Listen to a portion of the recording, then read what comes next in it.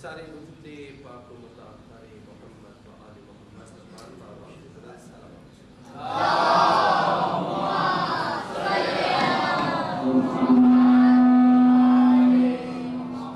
برائے صحت و سلامتی کی باشقان امام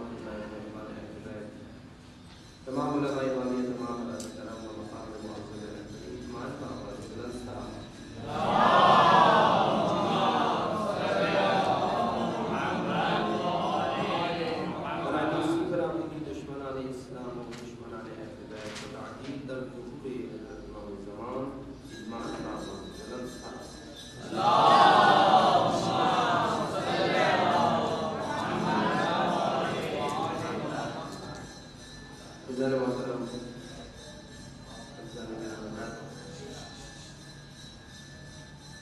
آج کے عنوان کے اعتبار سے اگر کے مطالب اس نوعیت کے ہیں ان کی سطح بہت بلند اور بہت دقیق ہے، یعنی ان پہ اگر گفتگو کی جائے یقیناً یہاں بیٹھے ہوئے مجموعے کی آدھی تعداد کی کسی سطح سے بہت بلند ہے،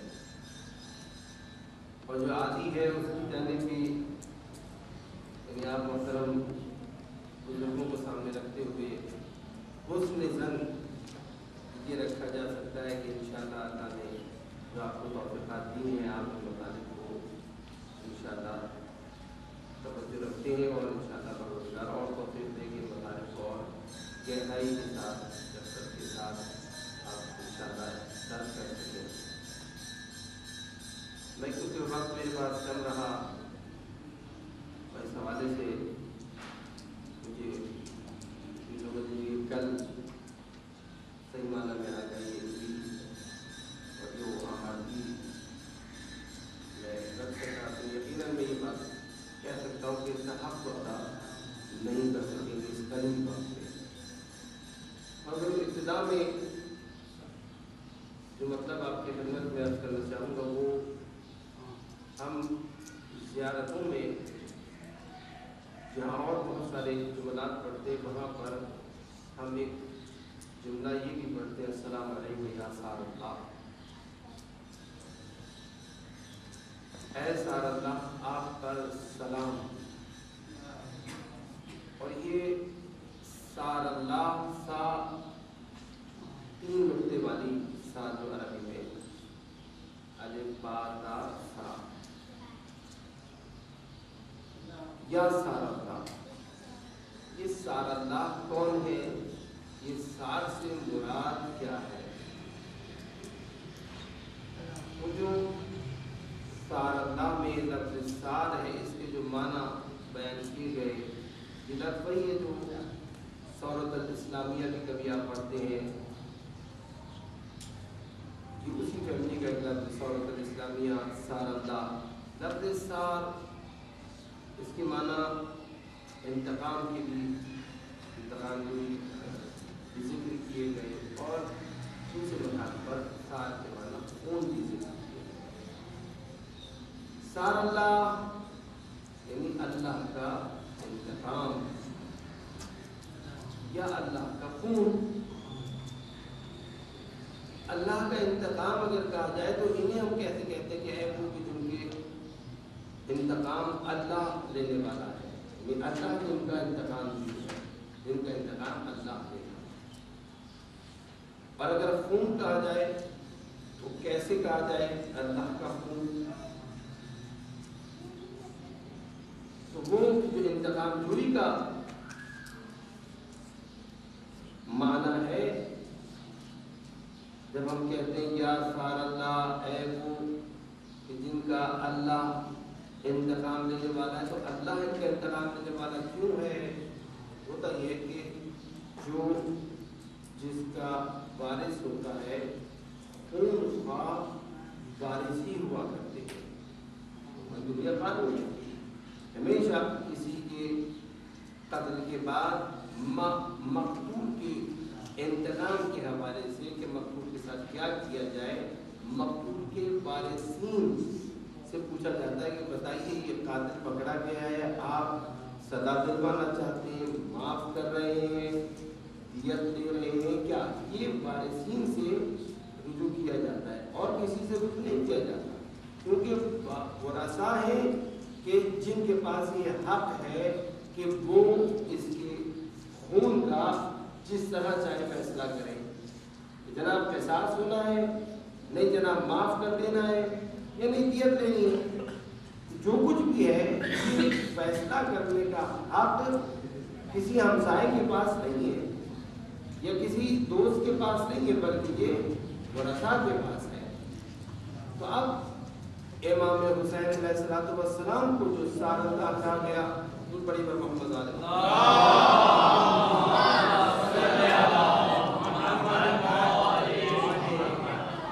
امام حسین علیہ السلام کا انتقام اللہ آپ کے خون کا انتقام کیوں دے گا؟ یعنی اللہ آپ کے خون کا خونخواہ کیوں کہا گیا؟ تو اس کا جو ایک سبب ہے وہ یہ نظر آتا ہے اور جو بیان کیا جاتا ہے کہ کیونکہ امام حسین اولاً یہ ہمارے ایمان اور اعتقاد کا حصہ ہے کہ حجت خدا ہے اور اہل بیت آل اللہ ہے. یہ خاندان عصمت و طہارت کا ایک ایک فرد آل اللہ شمار کیا گیا ہے اور اللہ کی جانب سے حجت ہیں، اللہ کے نمائندے ہیں. اللہ کی راہ میں اللہ کے دین کو بچانے کے لیے اپنی جان قربان کی ہے، اور کیونکہ یہ آل اللہ ہے تو ان کے خون کا انتقام لینے کا حق کس کا بنا؟ اللہ کا ہے. اللہ کی جانب سے آل اللہ جب شمار کیا گیا تو پھر ان کے خون کا انتقام پروردگار پر ہے کہ پروردگار ان کے خون کا انتقام ہے. کیوں؟ کس کی جانب سے گئے میدان میں؟ کس کی خاطر اپنے جان کو قربان کیا؟ اور حجت کس کی ہے؟ نمائندے کس کے ہیں؟ وہ حیثیت جو امام کی بے عنوان امام ہے، یہ حیثیت کس کی جانب سے ہے؟ اللہ کی جانب سے ہے. اللہ کی حجت ہے، اللہ کی رضا کے لیے، اللہ کے دین کی بقا کے لیے اپنی جان کو قربان کیا، اللہ کی جانب سے اپنے فریضے کو ادا کیا.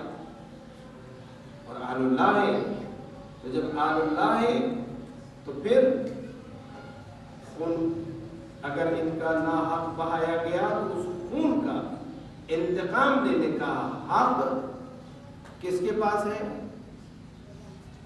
اللہ ہے. اللہ ان کے خون کا انتقام ہے، خون خواہ ان کا، یعنی ان کے خون کا انتقام لینے والا کون ہے؟ اللہ. دور پڑے پر محمد آل محمد.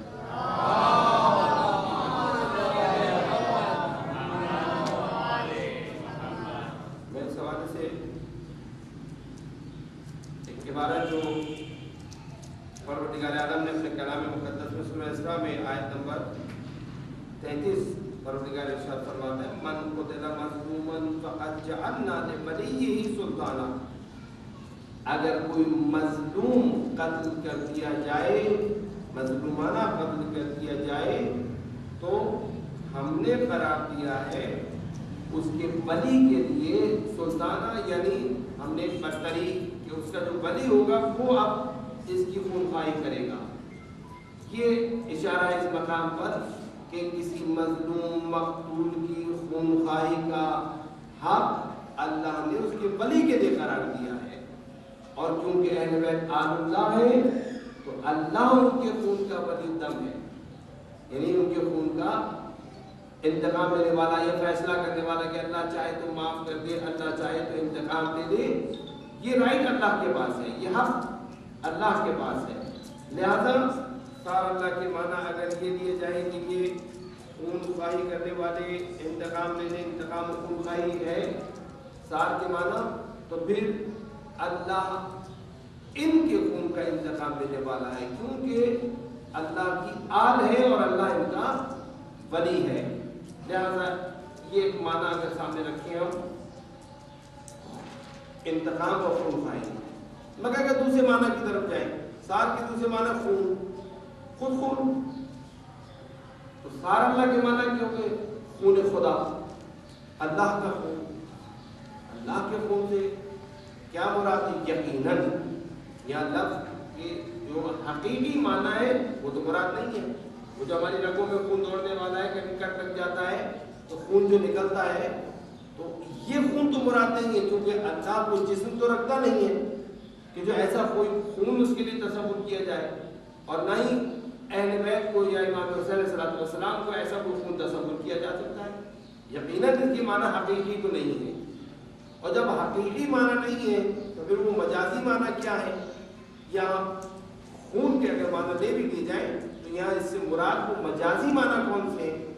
تو پھر مجازی معنی دیکھتے ہیں کہ جس طرح خون پورے بدن میں دوڑتا ہے، اگر اس کی سائنسی تفصیل میں جائیں گے، آپ جوان نے مطالعہ کیا ہوگا، آپ نے سنا ہوگا کہ خون کے ذریعے پورے جسم میں آکسیجن جاتی ہے، یعنی حیات جو ہے وہ ہماری خون کے ذریعے، ایک مرکز ہے جسے ہم دل کے عنوان سے پہچانتے ہیں، وہ مرکز یہ خون پورے بدن میں بھیجتا ہے اور فوراً کھینچتا ہے، جاتا ہے آتا، اور یہ جو دل کی ہر دھڑکن ہے، ایک دھڑکن جو ہوتی ہے اس کے ساتھ پورے بدن میں خون چلا جاتا ہے، دوسرا جو کھینچتا ہے اسی اگلے لمحے کے اندر پورا خون آ جاتا ہے، جاتا ہے آتا ہے، جاتا ہے آتا ہے، یہ پورے بدن کے اندر دل کی دھڑکن سے خون جا رہا ہے، ہمیں پتہ اتنی تیزی سے خون جاتا بھی ہے اور آتا بھی ہے، ہمیں اس کا احساس نہیں ہوتا، حالانکہ ہمارے پورے بدن میں، ہر ایک کے بدن کے اندر اس طرح یہ خون گردش کر رہا ہے، اور قلب ہے جو پمپنگ کر رہا ہے اور اس خون کو بھیج رہا ہے۔ خون باعث حیات بنا ہوا ہے پورے جسم میں، پورے جسم کو زندہ رکھنے کے لیے، اس ظاہری حیات کو بخشنے کے لیے خون کا ایک بنیادی کردار ہے کہ اگر یہ خون ذرا کم ہو جائے تو ویکنیس، کمزوری پیدا ہو جاتی ہے۔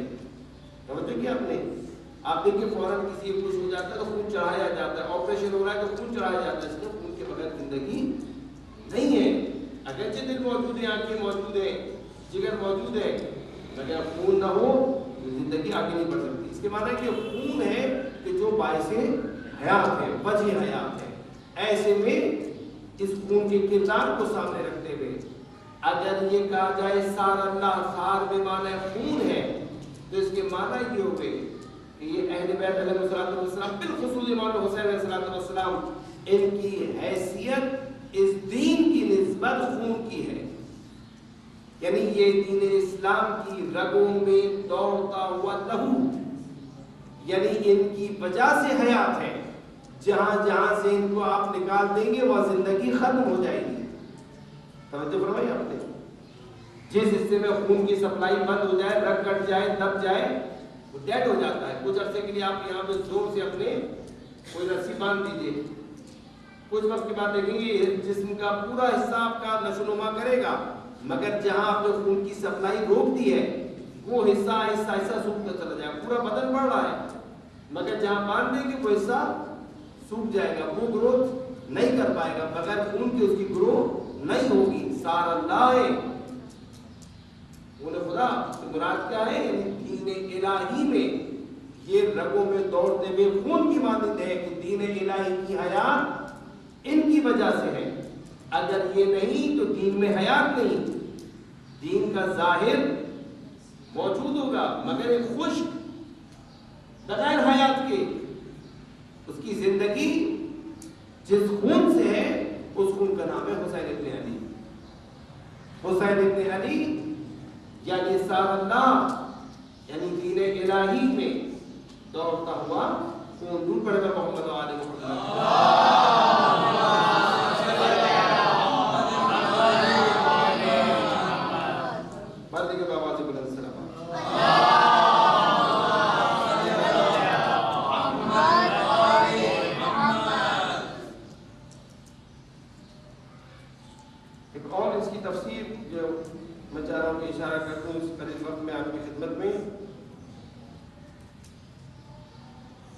دیکھیں جس طرح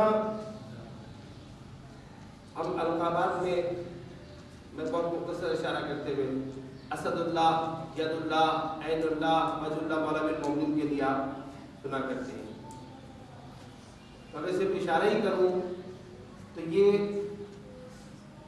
شب ہجرت کے موقع پہ جب بستر حضور اکرم کے مولا بالمومنین سوئے تھے تو آیت نازل ہوئی تھی وَمِنَ النَّاسِ مَن یشری نفسہ ابتغاء مرضات اللہ. مولا کے اس عمل، اس ایثار کی نسبت جو آپ نے بستر حضور اکرم نے شب ہجرت سو کر کیا کہ پہرنا شمشیریں لی ہوئے قتل کرنے کے لیے چاروں طرف لوگ موجود تھے، پھر بھی آپ چادر تان کے سو گئے.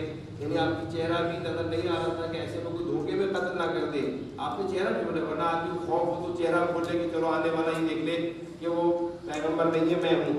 نہیں، آپ نے چہرہ بھی اپنا ڈھک لیا. اس قدر آپ کا ایثار اور قربانی و آماد کی.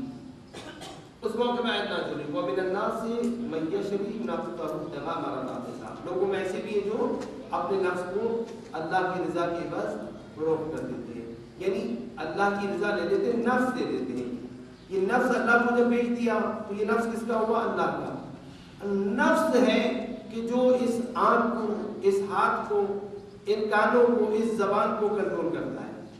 نفس کے ذریعے، نفس کے ارادے سے یہ ہاتھ، یہ آنکھیں، یہ زبان، یہ اعضاء و جوارح کام کرتے ہیں. اور نفس جب اللہ کو بھیج دیا تو سمجھے آپ نے آنکھوں کا کنٹرول اللہ کو بھیج دیا، ہاتھوں کا کنٹرول اللہ کو دے دیا، اپنی سماعت کا کنٹرول آپ نے اللہ کو دے دیا، زبان آپ نے اللہ کو دے دی.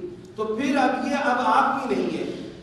جب اللہ کی رضا کے عوض آپ نے اللہ کے سپرد کر دیا تو اب یہ آنکھیں آپ کی مرضی سے نہیں دیکھ رہی بلکہ اللہ کی مرضی سے دیکھ رہی ہے.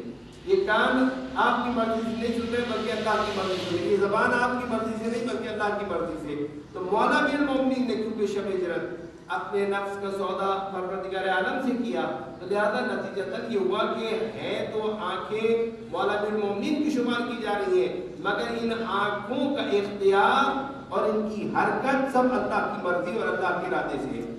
ان ہاتھوں کا جو مولا بالمومنین کے ہاتھ ہیں وہ اللہ کے. تو جب اللہ کے ارادے سے یہ ہاتھ چل رہے ہیں، اللہ کے ارادے سے یہ آنکھیں چل رہی ہیں، اللہ کے ارادے سے یہ زبان چل رہی ہے، تو پھر اسی لیے کہا جاتا ہے مولا بالمومنین کے ہاتھوں کو ید اللہ، آنکھوں کہا جاتا ہے عین اللہ، زبان کو جاتا ہے لسان اللہ. توجہ فرمائیے آپ نے، یہ جو نسبت دی جاتی ہے کہ اللہ کی زبان، اللہ کے ہاتھ، اللہ کی آنکھ، یہ اس لیے کہ مولا بالمومنین نے شب ہجرت اپنے نفس کو قرآن گواہی دے رہا ہے کہ اپنے سودا اللہ سے کر لیا. تو یہ جو نسبت ہے، اب یہ ید اللہ، یہ عین اللہ، یہ سب دین الہی کی راہ میں اللہ کی مرضی کے مطابق ہے. لہذا جب خون کو کہا جائے سار اللہ، تو اس کی ایک عرفانی تفسیر یہ ہے کہ کیونکہ جس طرح یہ سب کی سب نسبت رکھتی چیزیں اللہ کی جانب، اس طرح وہ خون بھی اللہ کی جانب نسبت رکھتا ہے. تم پڑھے پر محمد و آل محمد.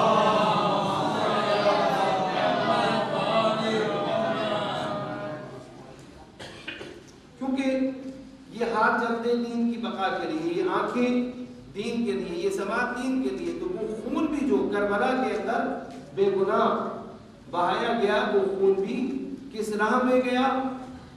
اللہ کی راہ میں، دین الہی کی بقا کے لیے. تو جب دین الہی کی بقا کے لیے، اللہ کی رضا کے لیے، الہی رضا میں قضائے تسلیما لامرک، مولا امام حسین کے آخری وقت میں جملات ہیں وہ اسی جانب اشارہ کر رہے ہیں. یعنی کربلا میں امام حسین کاملاً تسلیم تھے اللہ کی جو مشیت ہے، اللہ کا جو ارادہ ہے، اللہ کا جو فیصلہ ہے، اس کے لیے اظہار فرمائے کہ میں تیار ہوں آگے جو کچھ ہے.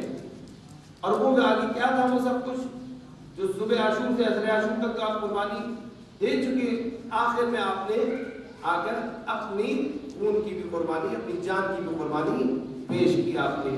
تو جو خون کربلا میں بہا، وہ خون در حقیقت اللہ کی رضا کے عوض. تو یہ خون جس طرح کو عین اللہ کہلائی، ید اللہ کہلائے، اس طرح یہ سار اللہ، انہیں خدا کہلائے. یہ خون جو کربلا میں بہا، یہ خون اللہ کا خون ہو گیا کیونکہ اللہ کے دین کو بچانے کے لیے تھا. اچھا چلے دوسرے بچے بھی سمجھ جائے اس جملے کو اس انداز میں بیان کرتا ہوں. بھائی جس کی چیز ہوتی ہے عموماً وہی بچاتا ہے، اسی کی ذمہ داری سب سے زیادہ ہوتی ہے. جس کی چیز ہو اس کی سب سے زیادہ ذمہ داری ہوتی ہے. اور بات کہ گھر اگر کسی کا جل رہا ہو تو اہل محلہ بھی آ کر اس کی مدد کرتے ہیں, دوسرے لوگ بھی مدد کرتے ہیں, مگر سب سے زیادہ ذمہ داری کس کی ہوتی ہے؟ جس کا گھر ہو جل رہا ہو وہ تو باہر جا کے کھڑا ہو جائے, دیکھنے لگے پڑوسی پانی ڈال رہے ہو, وہ لوگ کہیں گے بھائی تمہارا گھر جل رہا ہے, تم تماشا دیکھ رہے ہو, اڑوس پڑوس کے لوگ جو پانی ڈال رہے ہیں. تو جس کا ہوتا ہے وہ سب سے زیادہ ذمہ دار بھی ہوتا ہے اور بات بھی ہوتا ہے. وہ اب دین کس کا ہے؟ اللہ کا دین ہے. وہ اللہ کے دین پہ اگر وقت پڑا تو اس دین کو بچانے کی ذمہ داری کس کی ہے؟ اللہ کی. تو اب اللہ اس دین کو بچانے کے لیے قربانی دے, اللہ اس دین کو بچانے قربانی دے, تو اللہ قربانی دیتا ہے. سادہ الفاظ بات کریں بچوں کے لیے, اللہ اس دین کو بچانے قربانی دیتا ہے. اللہ کیسے قربانی دیتا ہے؟ اللہ اپنے اولیاء کی جانیں قربان کروا کے اس راہ کے اندر قربانی دیتا ہے, دین بچاتا ہے. انبیاء قربان ہوئے, ائمہ قربان ہوئے. کربلا کے میدان میں امام حسین نے اپنی پاکیزہ جان کا نذرانہ پیش کیا. در حقیقت یہ اللہ نے کربلا کے میدان میں اپنے اس ولی کے ذریعے اس خون کو بہا کر یہ جانوں کی قربانی دے کر دین کو بچایا. دین اللہ کا ہے, کون بچائے گا؟ دشمن خدا کیوں بچائے گا؟ دشمن خدا قربانی دے گا؟ نہیں. دین کا دشمن آ کے قربانی دے گا؟ نہیں. کون قربانی دے گا؟ اللہ کا دوست. اب مثلا کسی کا جیسے مثال دی بچوں کے لیے سمجھنے کے لیے اس مفہوم کو کہ سامنے آنے کا کسی کا گھر جل رہا ہو تو جو دشمن ہوگا وہ تو خوش ہوگا, اچھا وہ آگ لگ گئی, اچھا وہ جل گیا. برے لوگ تو یہی کرتے ہیں, برے لوگ تو خوش ہوتے ہیں کسی کو نقصان پہنچے, اچھا ہوا یہ ہو گیا. تو دشمن تو کبھی آگے نہیں. جو دوست ہوتے ہیں, جو ہمدرد ہوتے ہیں, جو اچھے لوگ ہوتے ہیں, وہی آ کر مدد بھی کرتے ہیں, وہی لوگ آ کر بچاتے بھی ہیں. تو غیر تو نہیں بچاتا, دشمن تھوڑی بچائے گا, اپنا ہی بچائے گا. تو اولیاء اللہ یعنی اللہ کے دوست. تو اللہ اپنے دین کو بچانے کے لیے دوستوں کی قربانی. اللہ اسلام میں جو قربانی دیتا ہے تو وہ غیر نہیں دیتے. اللہ کے غیر کے مراد ہے کہ اللہ کے منکر, اللہ کے نہ ماننے والے, اللہ کے دین کے دشمن, وہ تو قربانی نہیں پیش کریں گے آگے. تو کربلا کے میدان میں جب دین پر وقت پڑا تو دنیا پرستوں نے قربانی نہیں دی, بلکہ دین کی راہ میں قربانی کس نے دی؟ امام حسین نے. امام حسین کون ہے؟ اللہ کے دوست, ولی خدا. تو ولی خدا یعنی اولیاء اللہ وہ ہستیاں ہوا کرتی ہیں کہ جو حق کے دوستی کو نبھاتے ہوئے اللہ کی جانب سے اللہ کے دین کو بچانے کے لیے اپنا سب کچھ قربان کر دیتے ہیں. لہذا ان کے خون کو خون خدا کہا گیا, اس لیے کہ یہ خون جو امام حسین اور آپ کے بہترین اصحاب کی رگوں سے بہا ہے, یہ خون دین الہی کو بچانے کے لیے بہا ہے. دین اللہ کا ہے, لہذا جب اولیاء اللہ کا خون بہے گا تو اس خون کو نسبت دی جائے گی اللہ کی جانب. مجازن, حقیقتاً یہ اللہ کا خون نہیں چمار کے اللہ جیسے عرض کر چکا آپ کی خدمت میں کہ خدا کا کوئی جسمانی وجود مادی وجود ہے نہیں کہ جو یہ کہا جائے کہ ایسا خون جو یہ لال رنگ کا رگوں سے نکلتا ہے یہ اللہ کا خون نہیں ہے. مراد کیا ہے؟ مراد یہ ہے کہ بہا یہ رگ سے امام حسین کی ہے, بہا یہ جناب علی اکبر کے گلے سے ہے, بہا یہ جناب علی اکبر کے سینے سے ہے, مگر کیونکہ دین الہی کو بچانے کے لیے ہے لہذا یہ خارجہ ہے, اللہ کا خون شمار کیا جائے گا. اس کے بہنے کی وجہ دین الہی کی بقا ہے, بقائے دین الہی کے لیے کیونکہ خون بچائے. بہائی دور پڑی بر محمد والے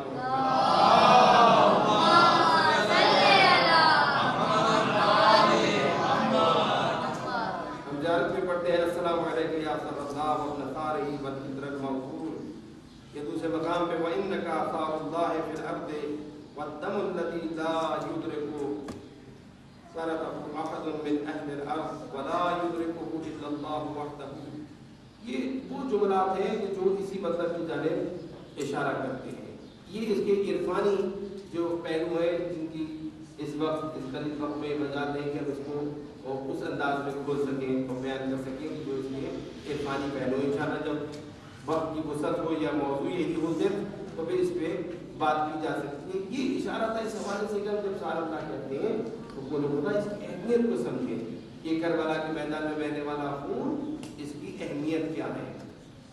یہاں ایک نقطہ آخر میں اس سوال کے جواب میں سمجھے کہ اشارہ کرتا ہوں کہ یاد رکھیں ہمیشہ کسی بھی چیز کی خود ویلیو نہیں ہوتی جب تک کہ اس کے ہدف کو سامنے نہ رکھا جائے کہ وہ کس ہدف کے تحت وہاں ہے. وہ ہدف بڑا اہم ہوتا ہے. تو بڑے تو بہت مروا رہے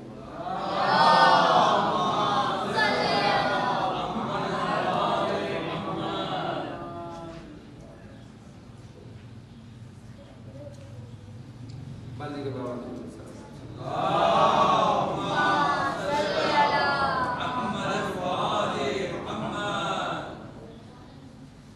یہاں پہ ایک اور مسئلہ سامنے آتا ہے اور وہ کہ ہم جس گریہ وزاری کرتے ہیں امام حسین علیہ السلام کی اس مصیبت پہ اور ساتھ ساتھ جو عشق خدا میں سیر سلوک میں جو گریہ کیا جاتا ہے اس کے حوالے سے ہم کس طرح جو ہے وہ توجہ کر سکتے ہیں. اس کی بڑی تاکید کی گئی ہے اس گریہ وزاری کے حوالے سے جو استغفار کے لیے کہ خدا کو یہ آنسو بہت پسند ہے جو شب کی تاریکی میں تنہائی میں اللہ کی بارگاہ میں انسان پشیمان اور ندامت کے احساس کے ساتھ اپنے گناہوں کی بخشش کے لیے توبہ کرتے ہوئے خدا کی بارگاہ میں جو اشک بہاتا ہے. اسی بڑی تاکید ہے یہ اشک بڑا خدا کی بارگاہ میں مطلوب ہے اور محبوب ہے.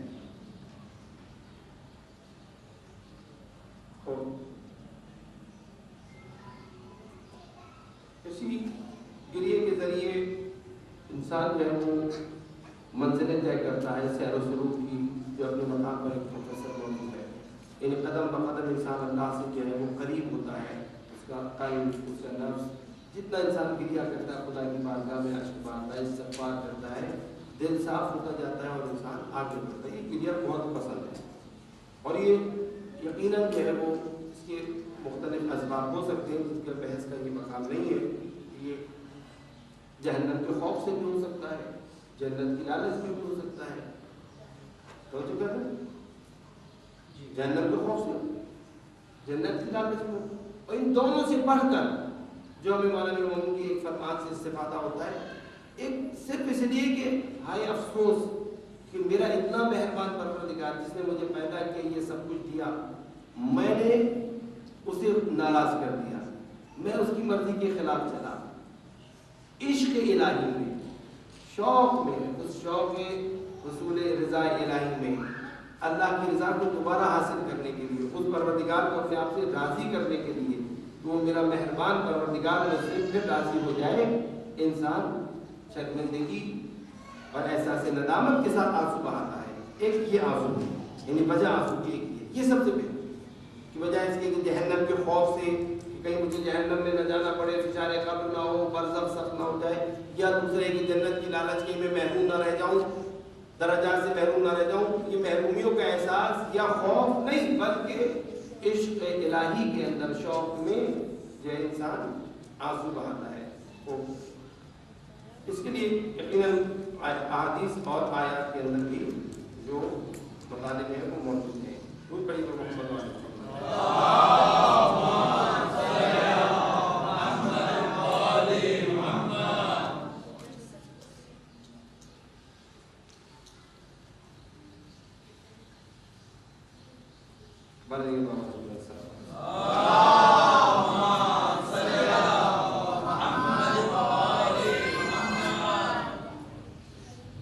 اسی طرح ہم ایک گریہ کرتے ہیں. کچھ بتا دیں جو حرض کرنا چاہ رہا ہوں وہ جب یہ گریہ عزائے امام حسین میں ہوتا ہے تو امام حسین علیہ السلام عزا کے اندر یہ گریہ کس لیے ہے, اس گریہ کا سبب کیا ہے. اولا یہ بات ہمیشہ ذہن میں رکھیں کہ یہ گریہ فطری گریہ ہے, غیر فطری نہیں ہے. رونا فطرت کا حصہ ہے, فطرت کا تقاضا ہے. گریہ جتنا انسان گریہ کرتا ہے یہ خلاف فطرت نہیں. بچہ پیدا ہوتے ہی جو ہے وہ گریہ کرتا ہے. اگر خلاف فطرت ہو تو کبھی اللہ فطرت میں انسان کی گریہ نہ رکھتا, بچہ پیدا ہوتے ہی گریہ نہ کرتا. خود اثر گریہ کرنا اگر مضر ہوتا تو خدا اس عمر کے اندر بالکل جب انسان جو ہے وہ بالکل ابتدائی اپنی زندگی کے لمحات کا آغاز کر رہا ہے اس کا گریہ نہ کرتا. اس کو اوسط گریہ کرنا اس بات کا ثبوت ہے کہ یہ گریہ انسان کے لیے مفید ہے. اب آگے چل کے جب شعوری گریہ ہوتا ہے وہ تو ایک فطری گریہ ہے. شعوری گریہ شعور کے ساتھ جب گریہ کرتا ہے انسان تو ہمارا یہ جو عزاداری سعید الشہداء مظلوم کربلا کا جو گریہ ہے اس میں بھی دو طرح کے گریہ ہیں. ایک وہ فطری گریہ شمار کیا جاتا ہے جس میں ہم کوئی بھی گریہ کرتے ہیں. ہندو بھی گریہ کرتے ہیں, سمجھ رکھیے گا. ہندو بھی جب سنے گا اس مظلومیت کو تو گریہ کرتا ہے اگر وہ بھی اس کے اندر بھی تھوڑی سی شقاوت نہ ہو, سنگدلی نہ ہو تو ہندو بھی سنتا ہے تو گریہ کرتا ہے. غیر مسلم بھی کوئی دیگر اس مظلومیت کو سنتا ہے تو گریہ کرتا ہے. مظلومیت پہ گریہ آتا ہے. ایک جانور کو بڑی سختی سے کسی چیز کے نیچے دبا ہوا دیکھے یا کسی حادثے کے نتیجے میں کسی انسان کے ساتھ کچھ ہو تو یہ تھوڑی کہ ایک مشیع مسلمان ایک مومن ہی بس گریہ کرے گا. نہیں, اس بیچارے تکلیف میں مبتلا انسان کی اس مظلومیت پہ یا کسی کے ساتھ زیادتی ہو رہی ہو تو ایک ہندو بھی کھڑا ہوگا, اس کو بھی رحم آئے گا, وہ بھی گریہ کرے گا. ایک کرسچن بھی کھڑا ہوگا اگر ایک نارمل انسان تو وہ بھی گریہ. یہ کہلاتا ہے وہ فطری گریہ.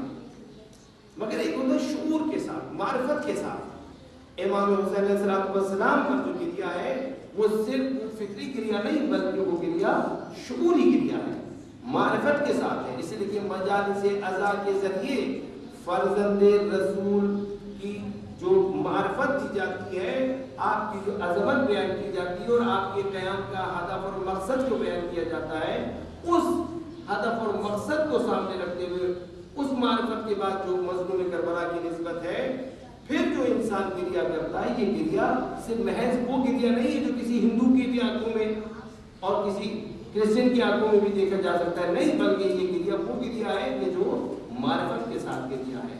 اور یہ جو گریہ معرفت کے ساتھ ہے اس کا اجر ہے, اس کا بڑا اجر ہے. یہ گریہ جو معرفت کے ساتھ گریہ ہوتا ہے یہ گریہ انسان کو آگے لے جاتا ہے. یہ گریہ پھر انسان کو اس مقصد اور اس راہ پر لے آتا ہے, اس مقصد کی جانب لے کے جاتا ہے جو خود اس مظلوم کا مقصد ہے. یعنی مظلوم کربلا پر گریہ کرنا اگر محض جذباتی حوالے سے اور ایک فطری حوالے سے ہو تو یہ انسان کو کہیں آگے لے کر نہیں جاتا.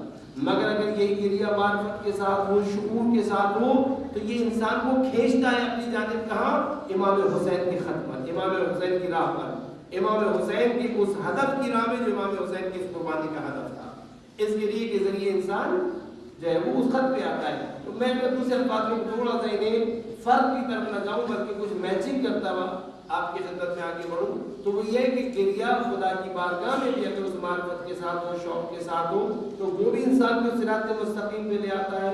اور گریہ اگر امام حسین پر ہو معرفت کے ساتھ تو وہ بھی انسان کو صراط مستقیم پہ لے آتا ہے. معرفت کے ساتھ گریہ انسان کو صراط مستقیم پہ لے آتا ہے. ہدف امام حسین کو جب روشن کر دیا جائے, جب انسان شعور کے ساتھ امام حسین کی اس قربانی کے ہدف کو دیکھتا ہے اور آپ کی اس مظلومیت کو دیکھتا ہے تو اس کے بعد ایسا شخص بہت قوی امکان یہ ہے کہ وہ اپنے آپ کو اس منزلات سے, ان پستیوں سے نکالتا ہے کہ جہاں خدا خاصا مبتلا ہو اور وہ پھر امام حسین کی راہ پر قدم بڑھاتا ہے. تو پڑھے گا محمد آل محمد.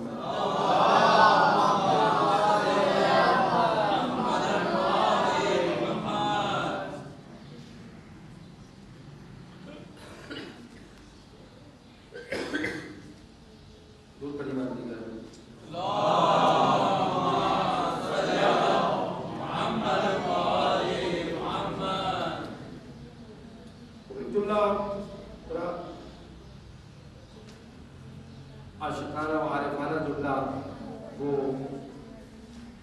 ابن زیاد کے دربار میں جب اسیروں کو لایا گیا ابن زیاد کے سامنے تو ابن زیاد نے ایک حربہ استعمال کیا لوگوں کو گمراہ کرنے کے لیے. ٹھیک ہے, کیا تھا حربہ؟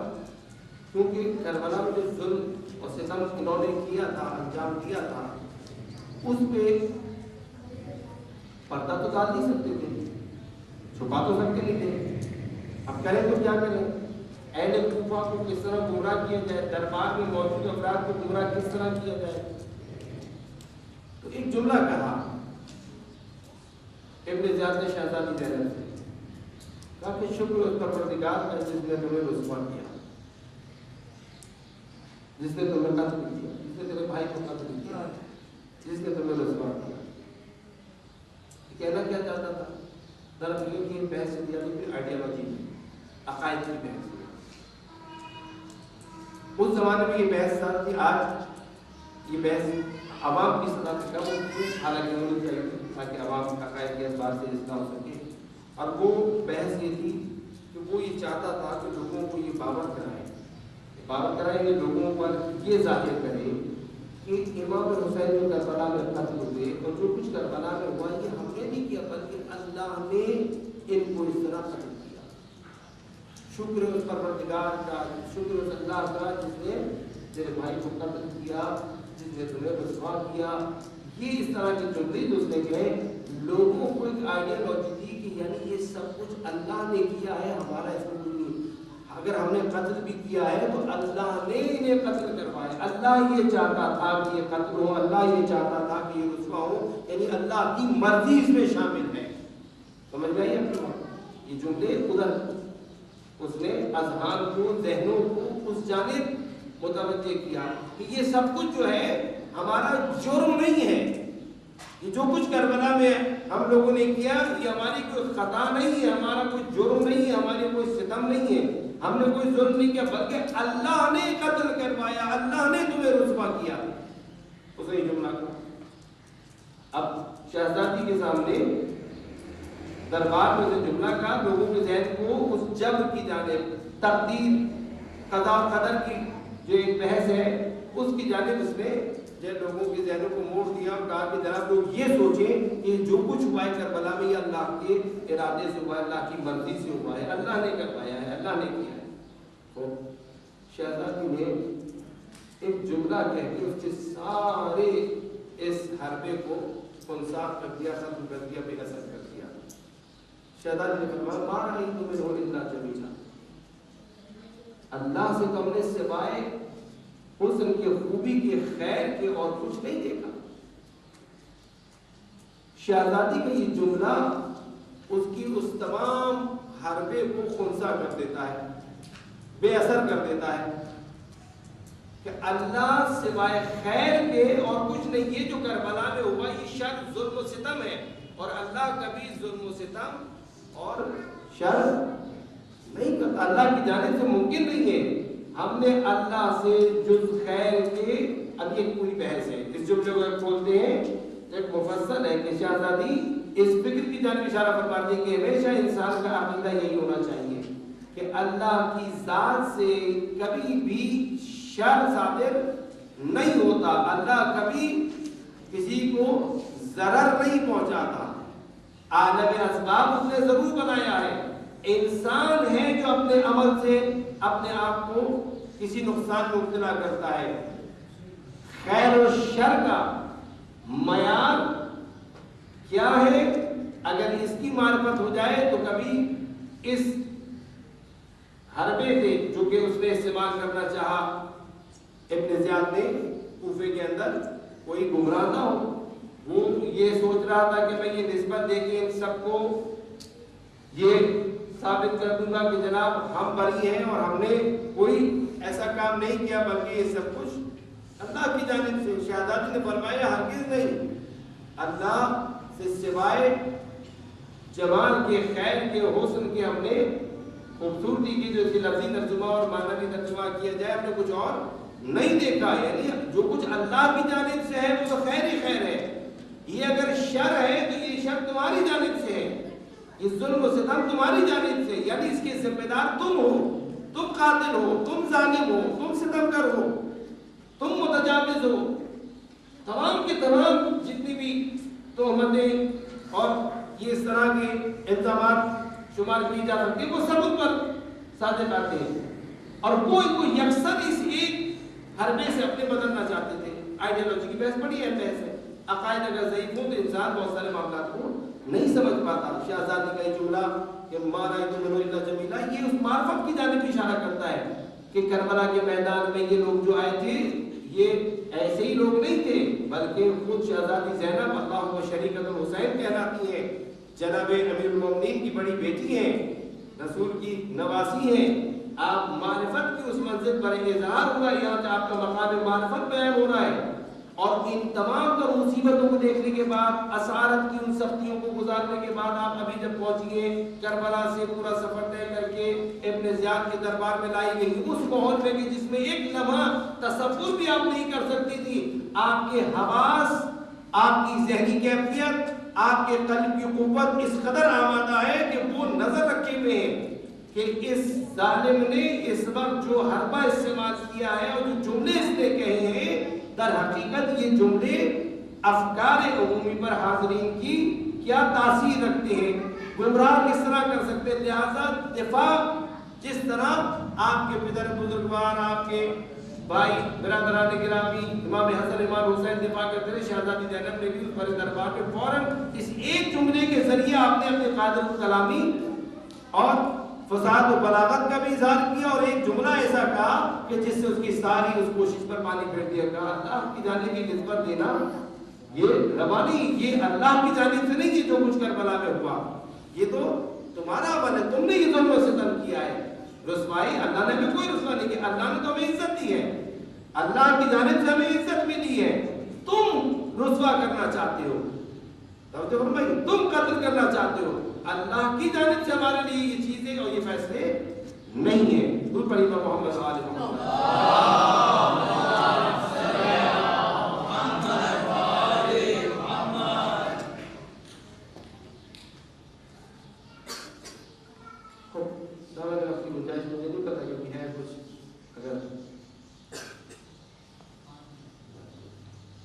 میں چاہوں گا یہ مطالب ایسے کہ جو انشاءاللہ اللہ توفیق دے آنے والے وقتوں میں آپ کے ساتھ درس کروں گا۔ کچھ ایسے مسائل ہیں، کچھ ایسے احکامات ہیں کہ جو ہمیں آگاہ ہونا چاہیے، جن سے اللہ تعالیٰ سے متعلق چاہوں گا اس وقت جو وہ ایک چند لمحات ہمیں ضرور دے دینی چاہیے، اور وہ ایام اللہ میں مسائل بہت پیش آتے ہیں۔ خود علم ہمارے یہاں ابدالی میں مقدس کے حوالے سے ایک سوال یہ وہ جو کہتا ہے علم کی حیثیت، خود علم پر اتفاق سے ایک پروگرام بھی ایک چینل پہ ہوا تھا، اس میں مفصل ہم نے چاہا تھا کہ ایک حصہ اس کا ہو چکا ہے، دوسرا حصہ باقی ہے اس کا کہ علم کا کردار کیا رہا ہے، اور علم کی نسبت ہمارے نبی، خود ایک علم کا ہونا ایک علیحدہ سوال ہے، علم کی نسبت ہمارے رویے کیا ہے یہ ایک دوسرا سوال ہے۔ تو خود علم بذات و خود علم جو تاریخ میں رہا ہے، اسلام کا پرچم سفید رہا ہے، اسلام کے پرچم کا رنگ نجات سفید۔ ہم نے یہ اس پروگرام میں یہ بحث کی تھی کہ علم کے جو پھریرے ہیں ان کے کلر تبدیل ہوئے، اور کلر کی تبدیلیاں بھی علامتیں ہیں، ایک تاریخ بیان کرتی ہے کب علم کا پھریرا، مثلا جو علم اسلام کا علم سفید تھا، یہ سفید کبھی سبز ہوا، تو سبز کب ہوا، کیوں ہوا؟ جیسے میدان کربلا میں جب مولا عباس کے امام حسین نے نہر فرات کی جانب پانی دینے کے لیے آخر میں عصر عاشور بھیجا ہے، تو آپ نے اس علم کا پھریرا سفید نہیں بلکہ پھر ہرا کر دیا تھا، گرین کر دیا تھا۔ گرین کیوں کیا اس وقت، یہ پوری بحث ہے۔ یا بدر عباس نے سیاہ کر دیا تھا، وہ کالا کب ہوا، کیوں ہوا؟ رنگوں کی تبدیلی ایک اپنا ایک علیحدہ جو وہ کہانی تاریخ کے رکھتی ہے، اس کی ایک علیحدہ فلسفہ ہے۔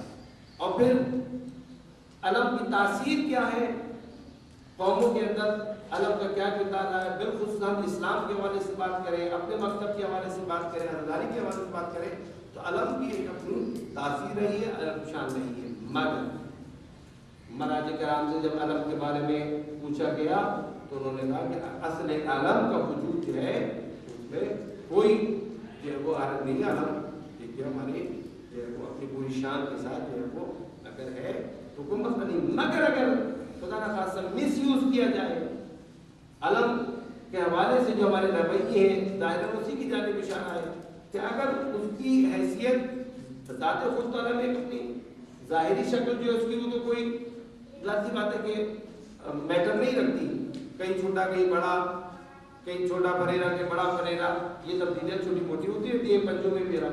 اصل مسئلہ آتا ہے لوگوں کا اس علم کی نسبت کیا رویہ ہے. یعنی ہم اس علم کو کیا دیکھ رہے ہیں؟ ہم علم کو علم ہی سمجھ رہے ہیں یا خدا نہ خاصا علم کو ہم کچھ اور تصور کیے بیٹھے.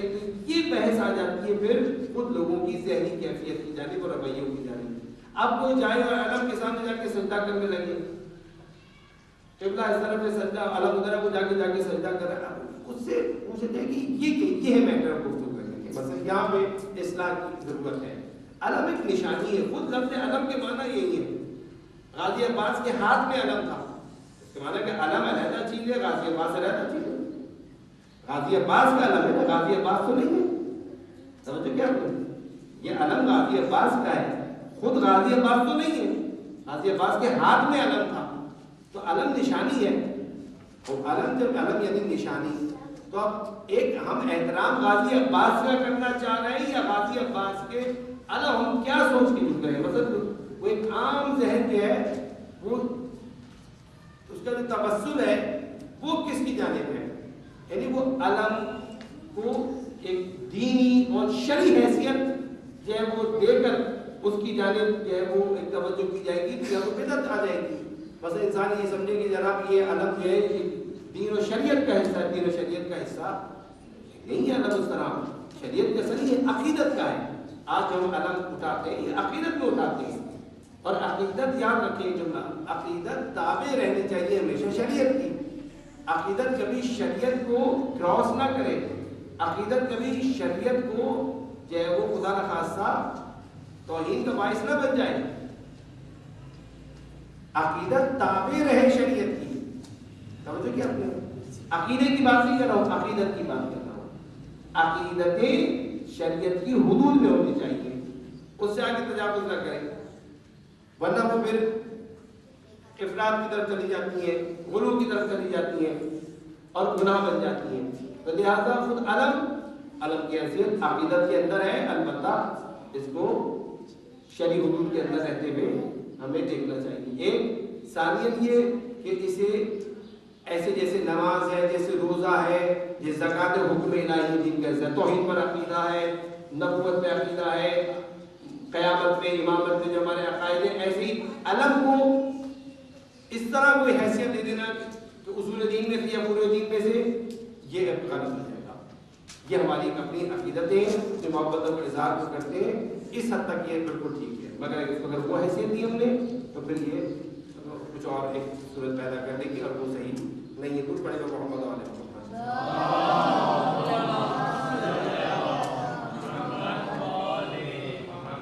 ایک مسئلہ اور اس کے اندر آتا ہے، اور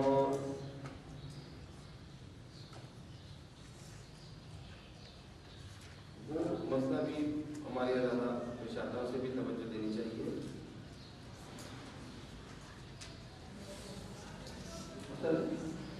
خواتین کے حوالے سے بہتر ہے کہ اس کو بھی اشارہ کر دوں. پھر ماتم کرنا ہے، ٹھیک ہے، کوئی حل نہیں. وہ جو میرے بات کی کہ عقیدت جو ہے وہ شریعت کے پامال نہ کرے. مقصد اعتدالی روشن ہے. امام حسین نے قربانی کس لیے دی وہ سامنے وغیرہ ہمارے روشن ہے. تو ہم ہمیشہ جب بھی اعتدالی کریں گے تو مقصد اعتدالی کو ہمیشہ پیش نظر رکھیں گے. اب مثلا فقہا سے جب پوچھا گیا کہ جناب ہم شرٹیں اتار کے قمیض اتار کے ماتم کر سکتے ہیں، تو کر سکتے ہیں. قمیض اتار کے ماتم کرنے میں کوئی حرج نہیں، کر سکتے ہیں. اچھا ٹھیک کر سکتے ہیں. احتیاط کا کیا تقاضا ہے؟ اب احتیاط مثلا اگر نامحرم عورتیں موجود ہوں اور یہ بھی پتا ہو کہ یہ عورتیں جو کھڑی ہیں نامحرم یہ دیکھنے سے باز نہیں آئیں گی، باز نہیں آئیں گی. پر کیا ہے عادت بن گئی ہمارا. میں یہ جملہ بھی عرض کرتا ہوں کہ افسوس ہوتا ہے دیکھتے ہوئے کہ مومنہ عورتیں اگر ہیں تو مومنہ عورتوں کو اس کا عددار ہونا چاہیے، جا کے عدداری کریں. یہ تماشائی کو بن گئی. اگر مومنہ ہے تو یہ مومنہ عورتیں تماشائی کو بن گئی. عاشور کے دن، تاسوعہ، 9 محرم کے دن، 8 محرم کے دن یہ تماشائی کیوں بن گئی؟ انہیں تو اس کا عددار ہونا چاہیے، عدداری میں مشغول ہو، جا کے اپنی عدداری کریں، مجلس کریں، جا کے ماتم کریں. جو کچھ سلسلہ ہے وہ کرے انجام دے. یہ تماشائی کیوں بن جاتی ہے عاشور کے دن؟ انہیں کون تماشائی بنا دیتا ہے؟ عاشور کے دن ہماری خواتین تماشائی بن جاتی ہیں. یہ قابل افسوس ہے. ایک مومنہ عورت تو عاشور کے دن عزادار ہوتی ہے، اس کی توجہ کہیں اور نہیں ہوتی، وہ صرف جناب سیدہ کو فرصت دے رہی ہوتی ہے ان کے لال کا، اور عذاب میں ڈوبی ہوئی ہوتی ہے، وہ تماشائی تھوڑی ہوتی ہے. اگر عاشور کے دن معلوم ہوا کہ جہاں دستہ لگا ہوا ہے وہاں تماشائیوں میں عورتوں کی بھی تعداد نظر آ رہی تھی. یہ ایک غلط روش ہے، اسے توجہ دینے کی تبدیل کرنے کی ضرورت ہے. مگر اگر معلوم ہو جائے کہ جی وہ تماشائی موجود ہے، چلو اپنی نہ صحیح کسی اور کی، اور وہ دیکھنے سے بھی باز نہیں آئی، تو کیا آپ میں شرٹ اتار سکتا ہوں؟ ایسے موقع پہ احتیاط واجب کی بنا پہ کہا گیا ہے کہ آدمی نہ اتارے. جب اسے یہ پتہ ویسے تو جائز ہے شرٹ اتار کے بعد میں کو بتائیں، مگر اگر یہ پتا ہو کہ جناب نامحرم، اس نامحرم کے لیے حکم کیا ہو، نامحرم عورت کے لیے کہ وہ اپنے کسی نامحرم مرد اگر وہ شرٹ اتار کے معذرت کرے تو وہ نہ دیکھے، اس کے لیے حکم سب جھکا لے، نگاہ پہ جھکا لے، رخ اپنا موڑ لے، سینے میں خود ماتم کرتی رہے بیٹھی بھی، آواز آ رہی ہے، اداری میں مشغول رہے، دیکھ رہی بس. تماشائی تو نہیں نہ وہ عورت تماشائی ہے نہ کوئی تماشا ہو رہا ہے. یہ بھی عزاداری ہو رہی ہے، وہ بھی عزادار ہے، وہ اپنی عزاداری کرے. عورت عاشور کا دن ہے، 9 کا دن ہے، 8 کا دن ہے، جو بھی دن ہے وہ اپنی عزاداری کرے یا اپنی عزاداری کرے، منع تو نہیں شاید وہ اپنی عزاداری کرے. یہ شرٹ اتار کے اپنی عزاداری کر رہے ہیں، ٹھیک ہے، کوئی حرج نہیں ہے. مگر اگر بالفرض عورتیں دیکھیں کہ اچانک شرٹیں اترنا شروع ہوئی ہیں، وہ اپنا رخ موڑ لیں یا اپنی نگاہیں نیچی کر لیں، اپنی ماتم کرتے ہیں. اور اگر مردوں کو یہ معلوم ہو، یقین ہو کہ عورتیں دیکھیں گی تو احتیاط واجب ہے کہ وہ اپنی شرٹ نہ اتارے. اور جو کیا ماتم ہی کرنا ہے نا، یا کوئی اپنا ہنر تو شو نہیں کرنا، کوئی اپنا کوئی کمال تو نہیں دکھانا کہ جو شرٹ اتار کے ہی دکھایا جا سکتا ہے، یا تو پرسہ دینا ہے. شریعت کی حفاظت کرتے ہوئے، احکام شریعت پہ عمل کرتے ہوئے ہمیں پرسہ دینا ہے. شریعت کو پامال کر کے تو پرسہ نہیں دینا ہمیں، وہ پرسہ ہی نہیں ہوگا جو شریعت کو پامال کرتے ہو. لہٰذا اس جانب توجہ رہے کہ عزاداری ہو ایسی شکل میں ہو کہ جس شکل کے اندر شریعت پامال نہ ہو، بلکہ شریعت کی محافظت. حضور کا امام محمد علیہ محمد.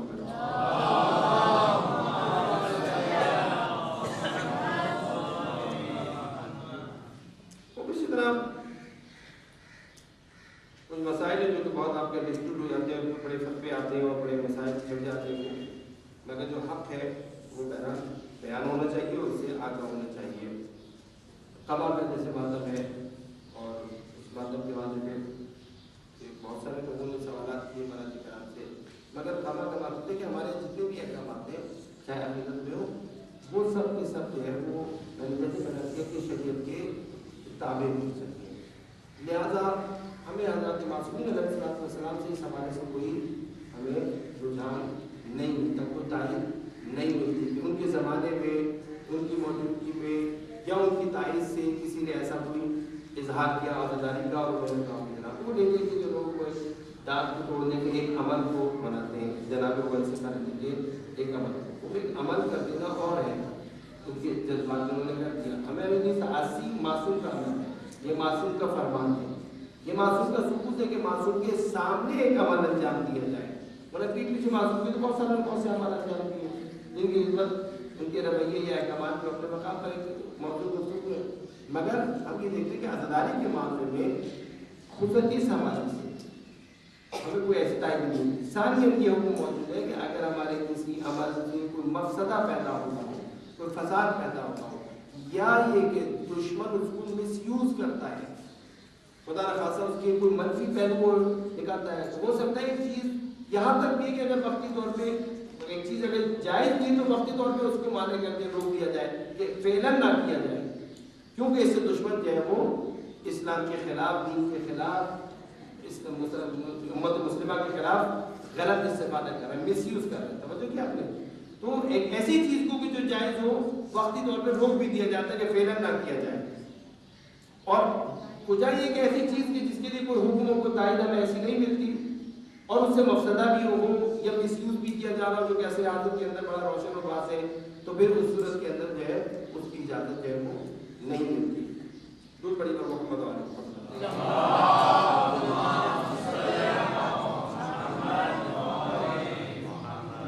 باقی بہت سارے ایسے مسائل ہیں کہ جو आलात मुसल्ली वगैरह इस्तेमाल किया। हमारे यहाँ तो नहीं होता मुसल्ली के हवाले से अल्हम्दुलिल्लाह, मगर इनके जब इस्लामी में भी सवाल किए गए शबीह बनाने के हवाले से बहुत सारे मसाले। अब मैं देख रहा हूँ ऐसा बड़ी खामोशी से ये एक जसारतें हो रही है कि अज़ाखानों के अंदर लाके वो तसव्वुराती शबीह जी ईरान में भी मौजूद है, ईरान मौजूद है। हमारा क्या ताल्लुक? हमारा इस्लाम से ताल्लुक है, ईरान से नहीं। हमारा इस्लामी इनकलाब से ताल्लुक है, ईरानी कौमियत से तो ताल्लुक नहीं है। हम तो ईरानी हैं, ईरानी कौमियत हमें ईरानियत ईरान परस्ती नहीं, हमारे इस्लाम परस्ती है। वहाँ जहाँ इस्लाम है, जो इस्लामी तब्दीली आई है, हम उसको उस इनकलाब को तस्लीम करते हैं। ज़्यादा ईरान में अगर कुछ गलत हो रहा है, मराठी कराम ने वहाँ भी मना किया, लोग नहीं मानते, जैसे हमारे यहाँ नहीं मानते थे, वहाँ भी बहुत सारे ऐसे नहीं मानते। अब क्या हो रहा है, बड़े तरीके से आज़ा खानों के अंदर लाके शबीह शक्लें जो बनाई हुई तसव्वुराती, एक इमाम हुसैन की, एक मौला अमीरुल मोमिनीन की, मौला गाज़ी अब्बास की बना के लाके रखना शुरू हो गई। ये बड़े बारीकी के साथ दुश्मन काम कर रहा है। इस तरह की चीज़ें जो दाखिल कर रहा है, ये अज़ादारी के रास्ते से अज़ादारी भी हो और अज़ादारी को गैर मुवस्सिल बना दे। ऐसी अज़ादारी को कभी क़यामत तक इनकलाब ला ही ना सके, अज़ादारी को ऐसा बना दो कि कभी इनकलाब ना ला सके। ये उस जानिब जो है उस जान साथी है, उनका एक जो है लिहाजा मौसीकी के आलात के पास इस्तेमाल होते हैं, तो तमाम वो मौसीकी के आलात कि जो महफ़िल लहव में इस्तेमाल होते हैं, जो हराम है, वो किसी सूरत में भी जायज़ नहीं है। चाहे अज़ादारी की महफिल हो, चाहे जश्न की महफिल हो, मौसीकी के वो आलात जो मुतलक़न हराम है, वो शादी ब्याह के अंदर भी जायज़ नहीं है। महफिल आप में बहुत सारे उसके आते हैं, जैसे कोई लंबी सी होती है जो उसको सारंगी कहते हैं हमारे शहर, जो सारंगी है या हारमोनियम है या गिटार है, ये इस तरह के आलात है कि जो जायज़ नहीं है मौसीकी के आलात। और ये चाहे शादी की महफिल हो, चाहे आपकी और की महफिल हो, किसी भी सूरत में जायज़ नहीं है। और मौसीकी अगर ना हो जायज़, अगर मौसीकी है तब भी ना हो तो वो सबसे बेहतर है। होती थी एक ज़माने में नक्कारा हुआ करता था, हमें याद है अच्छी तरह, हमारे हमने बचपन में देखा, हमारे बुजुर्गों ने भी देखा हुआ। जुलूस क्योंकि उस ज़माने में आज आपके SMS सर्विस है, सब कुछ है, उस ज़माने में लाउड स्पीकर भी नहीं थे कि जी ऐलान कर दिया जाए, तो क्या होता है, इमाम बार का जहाँ से जुलूस बरामद होना होता था वो बड़ा सा नक्कारा रख दिया करते थे और वो नक्कारा बजाया जाता था, एक मखसूस रिदम होता था उसका, वो भी बस एक मखसूस होता था, उसमें भी तब्दीली ज़्यादा नहीं, बस वो एक ही मखसूस अंदाज से जो वो बजता था और वो आवाज़ दूर दूर तक जाती थी, क्योंकि पंखे वंखे थे नहीं, तो इलेक्ट्रॉनिक चीज़ें नहीं थी, ऐसा शोर था नहीं, तो नक्कारा जब बजता था दूर दूर तक आवाज़ जाती थी, लोग समझ जाते थे कि अब जुलूस बरामद होने वाला है, अब हमें इमाम बारगाह की जगह जाना चाहिए। तो लोग पूरे जमा हो जाते थे जुलूस के लिए, और फिर जुलूस बरामद हो जाता था। बस जुलूस को जमा करने के लिए लोगों को एक नक्कारा ज़रूर बजाया जाता था, ताकि अब देखा जाए कि कहीं से या साजिशों के जरिए कुछ चीज़ें में शामिल कर ली गई, तो ये गलत। और आज लोगों की तर्ज़ें भी अल्लाह महफूज रखे, हर गफलत से हमें जो है हिफाजत पड़े, तो उसमें भी ऐसी दुनिया के जो सरियन कान बहुत से आशना है गानों से, तो वो लोहा जैसे उनका ये तो फला फिल्म के गाने की जो है दर्द है, फला की दुनिया, इससे बचना चाहिए। ये आज बारीकी के साथ है इन गाने, खुदा से दुआ करेंगे परवरदिगार मज़ीद तफसील में जा सके इंशाअल्लाह। दुआएं परवरदिगार से, परवरदिगार हमें इन तमाम उमूर में, उमूर अज़ादारी में और अज़ादारी से मुताल्लिक़ मसाइल के अंदर अपने फ़हम और इख़्तिलाफ़ को बढ़ाने की तौफ़ीक़ अता फरमाए। दुआ परवरदिगार आलम से कि जो हमसे गुज़िश्ता मामलात में ख़ताएँ हुई हैं, उन ख़ताओं से दरगुज़र फरमाए, आने वाली हयात में हर किस्म के हराम और गुनाह से महफूज़ फरमाए। परवरदिगार आपके पास मोहम्मद और आले मोहम्मद का तमाम मेहमान अहले बैत, तमाम आशिक़ान इमाम अल-बलाद की जान और माल और इज़्ज़त और आबरू की हिफाज़त फरमाए। इस्लाम दुश्मनान बशरियत ज़ालिम मुस्तफ़ा आलम इस्तिक़बाल उम्मत के आलाकार जगह जगह ज़ुल्म सितम का बाज़ार गर्म किया, खुसूसन जो मकामात मुक़द्दसा को नुक़सान पहुँचा रहे हैं, गुलाम मुस्लिम को कत्ल कर रहे हैं, परवरदिगारा इन तमाम ज़ालिम सितम का उम्मत उनके आलाकारों को ज़लील व ख़ार उनके मज़मून मज़ाहिब में नाकाम फरमा। परवरदिगारा हमें जिस सूरत में भी जहाँ जहाँ भी बरसरे पैकार है, अपनी कुव्वतों को मुंसजिम करने की, यकजान करने की और मिलकर दुश्मन का मुकाबला करने की तौफ़ीक़ अता फरमा। हमारे वतन अज़ीज़ पाकिस्तान बिलख़ुसूस और तमाम इस्लामी रियासतों की हिफाजत फरमा। हमें गासिबों नादान दुनिया परस्त हुक्मरानों से निजात अता फरमा। नेको साले खिदमतगुज़ार का खौफ रखने वाले अफ़राद का इंतख़ाब करने की तौफ़ीक़ अता फरमा। हमारे इलाक़े आप इज़्ज़त को ज़हूर में ताजील फरमा। ये बिरादरान जो इस प्रोग्राम को अरेंज करते हैं, इनकी तौफ़ीक़ात खैर में भी और इज़ाफ़ा फरमा। हम सब की आप ایجوکیشنل سوسائٹی بچوں اور بڑوں کے لیے پر مبنی مختلف نئے تربیتی انداز کے اور تفریحی مقامات جس میں خرافات اور دور حال بچوں کی تربیت اخلاقی معیارات آنے والے مسائل اور ان کا حل کو اندرونی اور خارجی اور اس طرح کے مختلف طرز اور خوبصورتی کی اس کے علاوہ فکری درس فوراً بعد زیارت امامی تیار بھی پابندی کے ہیں تاکہ نئی نسل بلکہ فکری سطح کو آج ہی www.almes.com